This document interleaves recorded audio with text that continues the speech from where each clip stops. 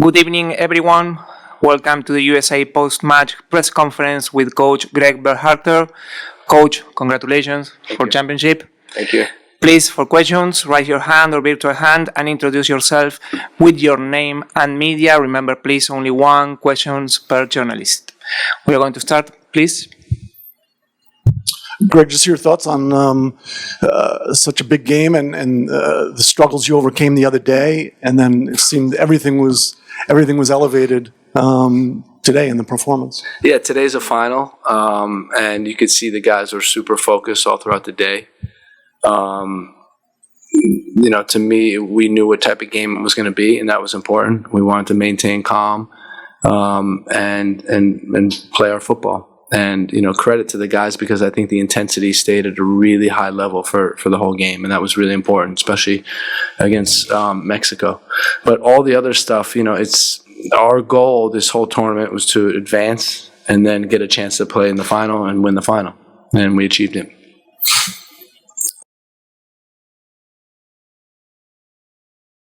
Jeff Carlisle with ESPN. Greg, just what are your thoughts on Gio's performance tonight? And I'm curious what compelled you to run down the touchline and celebrate with him. And then you guys kind of got pelted with debris. I'm curious, what you thought about that. Yeah, that was unfortunate, because we want a really competitive game. We want a great atmosphere, but we don't want to get things thrown at us. It's unsafe and someone can get hurt. But, I think he had a great performance. 75 minutes, and he hasn't had that much game time in a while. And for him, it was just a mental thing. He was determined to grind through it and power through it. And I thought he was doing really well. And you see, he got to the point right where we were going to take him out, where he actually did cramp up, and it was evident that he needed to come out.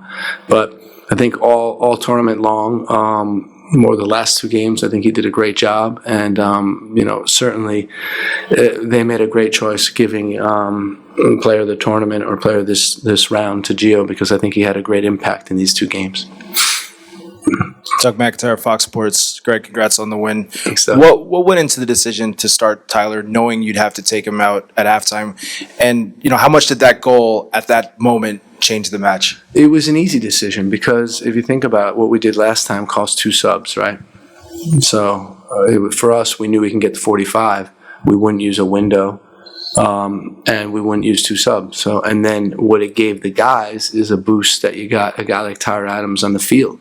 And you can see how impactful he was in the 45. And, typical Tyler, we get into an argument in the locker room and he wants to play more. And, guys are asking, why can't he play more? It's a whole thing. And, but we had to stick to it. That's what we agreed with his club. And for us, as much as I wanted him in the game, because I did, it's a safety thing. We want him to make sure that he gets back in a healthy way because he has a lot more games to play. The goal was amazing. Right, and he was kind of joking around. Guys think he can't shoot, but I've seen him shoot before, and he's he has a hard shot. It has that trajectory where it rises, and just these balls you can actually hit really hard and are difficult for goalies. Paul Tenorio from The Athletic. Greg, you kind of laughed it off yesterday when you were asked if you guys had more pressure going into this game than Mexico, but I think the atmosphere certainly indicated that the expectation was for you guys to win. The team seemed to embrace that, not shrink away from it. What does it mean about the growth of this squad that they're willing to kind of hold on to those pressure moments and grasp them, and how big was it for you guys to have that level of pressure and answer to it in this final ahead of the Copa America? Yeah, I think it's something that we do respond to, and I think it's when the guys feel like we're pressured, then we come out and we play really good performances. And for me, it's really focusing on that type of performance every game, and that's what it's going to take to be successful at an event like the World Cup. And but I know the guys, in the last World Cup, as soon as they got to camp, it was like focus. They were on it. And same thing in this camp as the camp went on. So I know the focus. For me, it's about, really taking advantage of every single opportunity we have, because before we know it, 2026 is going to be here. Greg, Paul Kennedy of Soccer America here. Yep. You speak a little bit about Johnny Cardoso, who came in for Tyler. Yep. probably the biggest game he's played for you guys. Yep. And what did you think? You know, it was a really difficult circumstances to come in now. Because of the 1-0 lead, you know, you're coming in at halftime where everyone else is you know, already in the rhythm of the game, and you're not. So, but you see how he just battles through stuff. It wasn't a perfect performance. No one had a perfect performance, but he just keeps digging, and he's not afraid. And you know, he gets in good position to win tackles, win balls, and you know, really happy that he got this opportunity. Henry Bushnell with Yahoo Sports right here, Greg. Two-part question on Gio. First of all, given you've spoken a lot about his qualities throughout this week, do you feel like he's become almost your most irreplaceable player at this point? And second part, he spoke 3 days ago about how he's so far past everything that happened between you guys at the World Cup, between your families, everything. When did you sense that he had fully moved past it? You know, I think when I took over the team again, I talked about needing time, right? And that's something that I think we both acknowledged. And the more you work together, and the more that, you know, he believed that intentions were true, and that the whole staff has his best interest in mind. I think we started to gain trust, and we were very patient with it. You know, I've spoken so much about how talented he is, and how he can unlock defenses, and he just has these qualities that are really good.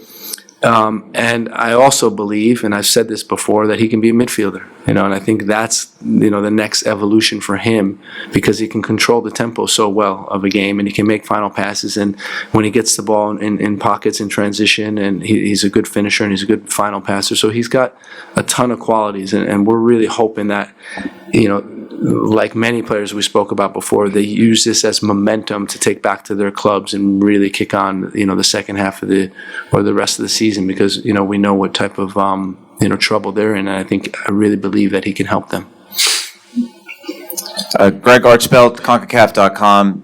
You being a big Dallas Cowboys fan, you know how difficult it is to three-peat. So how does it feel to guide this team to a three-peat here in CONCACAF? It feels great. That was our focus. You know, we talked about it in the beginning of the camp. I showed the Michael Jordan slide when he's holding up the three fingers with the trophy, and that's what we wanted. Also, we photoshopped the Nations League trophy into the same picture of Michael Jordan. So that was what we were focused on. You know, it doesn't happen too often. I think in North American sports, in the last 50 years, pro sports, it's probably happened 6 times.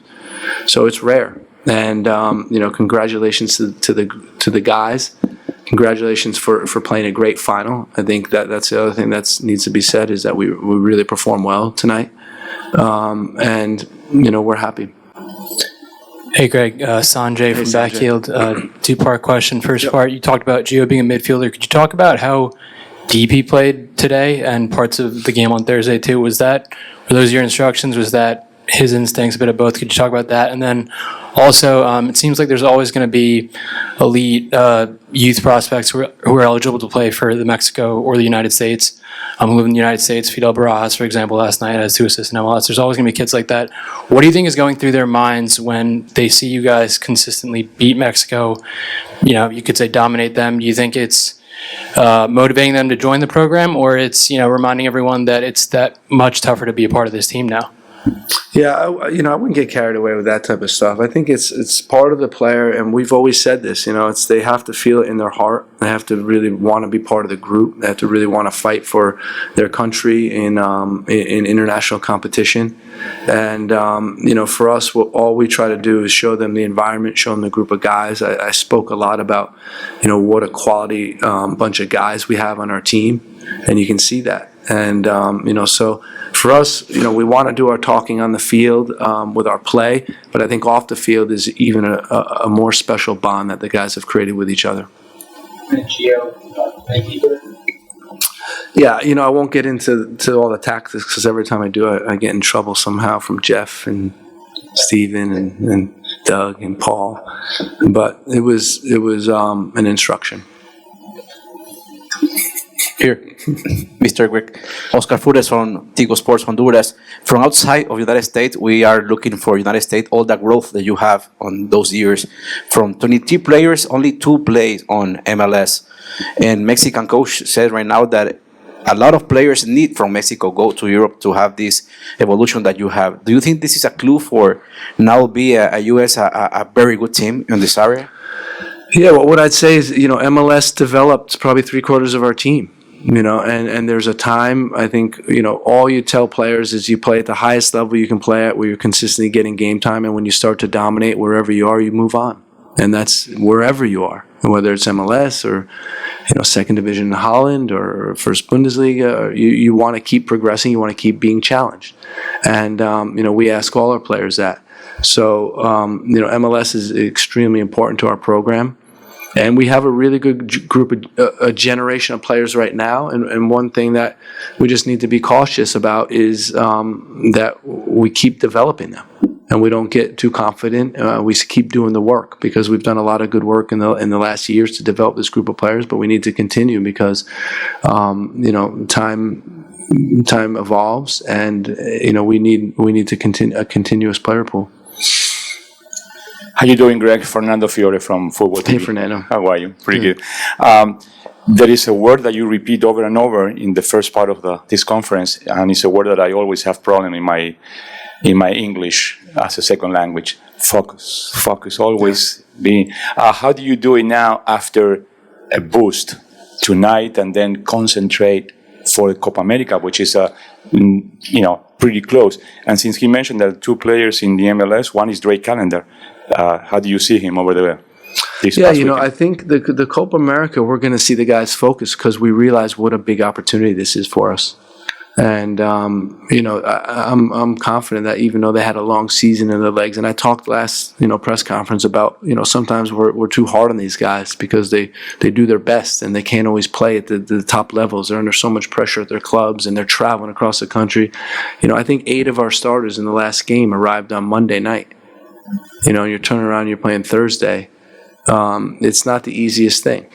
So, I think that when Copa America comes around, we're going to have a good training camp. We know we play 2 very good friendlies. I mean, Colombia is on fire right now. Brazil just had a big win. And then we go and battle through the group stage and hope to get to the knockout stage and compete for a championship. And Drake? Yeah, no, Drake, it was good to have him in this camp. We had him in January camp as well, and we've seen, throughout the league that he's been a good goalkeeper. And for us, the most important thing in this camp was the collective, was the group, and Drake fits in really well. We are going to do the last question. Thank you. Claudio Villalobos from Nashville Total Sports. Greg, besides the huge fact of winning the Cup, for sure, and having the U.S. do it for 3 times, can you tell, with the short amount of time that you have the guys in this camp, how much the team has improved? The whole thing has improved since you took back the job? Well, I think it's clear who we are. I mean, when you look at us, it's clear the way we play. We're high intensity, high pressing. With the ball, we've evolved a little. We had a lot more control today at times in the game. I think in the end of the game we lost a little bit of control. But we're dynamic, we're fast, we can get behind teams. I think if you watch our team, there's really things that you'd be concerned about if you're our opponent. And I think that's the mark of a good group. Coach, thank you and congratulations again. Thank you very much. Thank you, everyone. Have a good night. We conclude with this press conference.